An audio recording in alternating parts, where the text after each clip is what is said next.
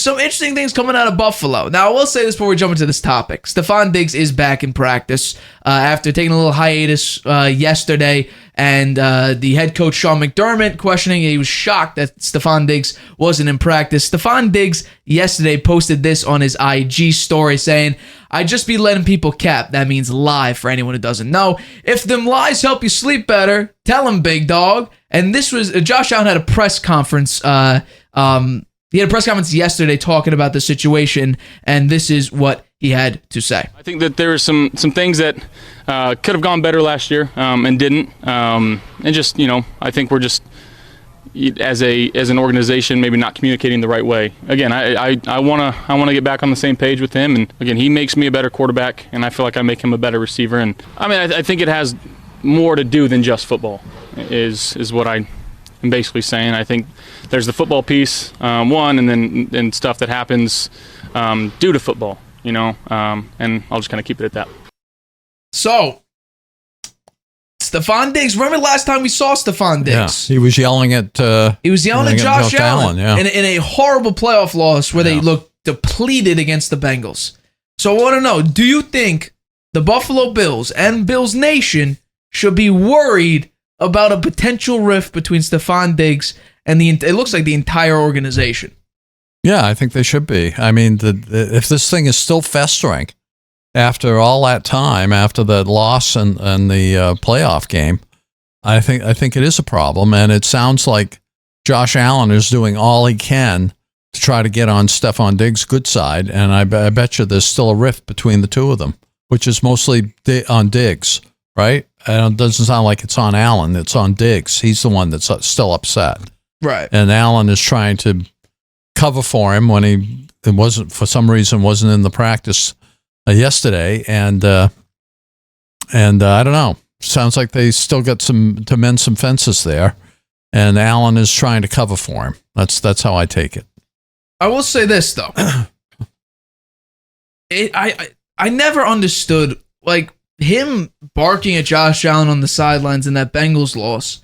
It didn't really make a lot of sense because it's not a money thing. He signed a massive deal. He's making like what, $96 million. It's like $24 million. Yeah, it's like $24 million a year. $100 million. Yeah. I mean, could it be that they can't beat the Chiefs ever? Could it be that? Could he be mad that they don't win? Is he mad at the quarterback situation? I'm sure he's upset they didn't win. I think they were thinking along the way, most of the season, they were going to be a Super Bowl team. Could it? I thought about this very briefly, but I'm not sure. When DeAndre Hopkins got released, there were rumors that the Chiefs and the Bills were the frontrunners for it. Could it be that Sefon Diggs maybe felt undermined? That the Bills were going to look for a new wide receiver one to maybe put ahead of Sefon Diggs? I don't think so. Competition at the wide receiver one? Something left over from last year. And it's still festering with Diggs. And Josh Allen is doing all he can to try to put it behind them and for them to get back to being buddy-buddy. Well, that's how I see it. It is good that Sefon Diggs was back in practice. That at least shows that whatever it is, they're either working on it or it's already been resolved. Yeah.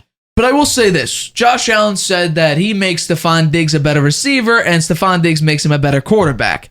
And that, in large part, is very true. And it's the same sort of progression we see now with Jalen Hurts when he got a true wide receiver one. So I want to bring up these numbers real quick. This is Josh Allen before Sefon Diggs. Pretty bad numbers. 184 yards a game, 56% completion percentage, a touchdown interception in his, 2 years before Sefon Diggs of 30 and 21. That's not good. A passer rating of 78. That's bad. And he almost had a losing record. He went 15 and 12.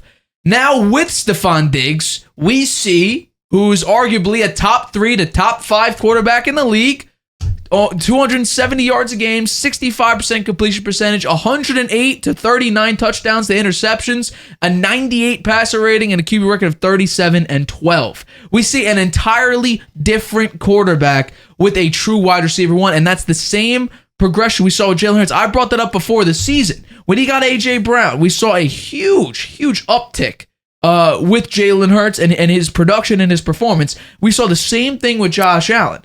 And now we could say Sefon Diggs he exploded with Josh Allen, and I think that's true, but it wasn't like some sort of bum on the Vikings. No, he was about a 700 to 900 yard receiver with Kirk Cousins. I think he was with even Case Keenum, if I'm not mistaken, in that the Minnesota Miracle, whatever they called it. He caught the pass. He caught the pass. So Sefon Diggs was a pretty good wide receiver. It's just when you have a guy who's more talented than a Case Keenum or a Kirk Cousins, now you see what kind of production you're getting with the guy who arguably has the best arm in the league, at least arm strength wise. But this is also another thing. I would be frustrated too if my quarterback, I saw him last year play pretty well in the playoff game. It was he didn't do that great in the playoffs. They had that choke against Kansas City, which I don't think they've recovered from, truthfully. You had Gabe Davis, who had 4 touchdowns, 13 seconds. He drives all the way down, kicks a field goal, sends it to overtime, and then you lose. That is a morale killer. No, that was the coaching. That was coaching. I agree. It was the coaching. They blew it there. Yeah, big time. But I will say this. It's very difficult when your quarterback leads the league in red zone interceptions. So with 20 yards, within 20-yard line, you have the most interceptions in the red zone. And you actually, the regression is shown without Brian Daboll. Your game is not as refined. It could be Stefon. It could have been frustrated because he caught like 4 catches on 10 targets in that playoff game for like 35 yards. Could it be that? Maybe. But truthfully, I would be a little bit worried because my guy is not happy here. And with the way a lot of sports is now, it's very player driven. I think the NFL has a little bit more of a grasp with coaches and the team being more important as of right now than the players. Like the NBA is very player driven. I think the NFL has a lot of player influence, but it's not technically player driven. Sefon Diggs contractually cannot get traded because it would kill the Bills this year. Next year it's a little bit better, but it's not terrible. We'll have to see for the season. Josh Allen did say there's no game next week, so you don't worry about it too much. That's the positive about it. But the fact that Sefon Diggs is still upset and he missed the day of mandatory minicamp, I think that may be telling for what's to come if there's a potential rift. Because we don't know what Josh Allen will look like now with another year without Brian Daboll. He regressed slightly. Will that regression continue? I'm not sure. But Sefon Diggs upset, your wide receiver 1? Gabe Davis wasn't a great wide receiver 2 last year. Very inconsistent. I'd be a little bit worried if I was a part of the Bills. No, I said it worries me as well. Big if time. I were a Bills fan, yeah. Hi, everybody. Thanks for watching. Make sure you subscribe here to get the latest from the show. Also, if you want to check out the full episode, make sure you click the I in the top right-hand corner right now. If you want to listen to this show anywhere you go, make sure you go to anchor.fm/The Harvey Hour or anywhere you get your podcasts.